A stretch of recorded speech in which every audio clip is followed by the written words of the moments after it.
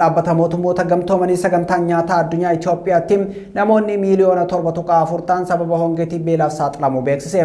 Ibsi sagantaa nyaataa addunyaa baasee akka mul'isutti biyyoota gaanfa Afrikaa lammiilee sababa hongeetiin balaa beelaaf saaxilaman keessaa lammiilee miiliyoona 7.4 lammiilee Itoophiyaati.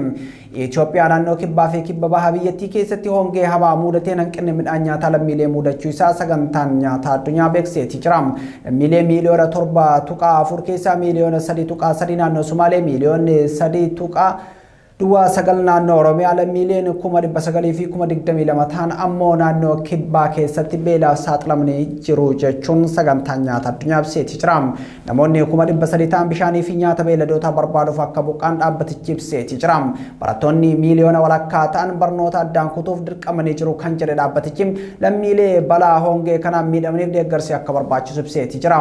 Sagantaan nyaataa addunyaa naannolee uummanni beelaaf itti saaxilame kanatti deeggarsa midhaan nyaataa dhaqqabsiisuuf hojjeta akka jiru ibsa kana keessatti eereeti jira. Oduu gara Somaalilaand argannutti yoo dabarru baqattoonni Oromoo biyya Somaalilaand magaalaa Hargeysaa jiraatan rakkoo hammaataa keessa jiraachuu himan.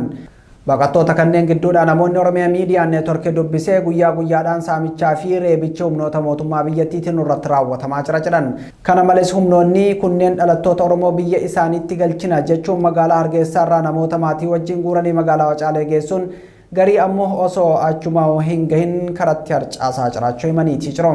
Namoonni karaa irratti harcaafaman kunneen deemanii bakka ga'uuf dandeettii waan hin qabneef beelaa fi dheebuudhaan daraa hamaa keessatti hafanii jiraachuu dubbatu.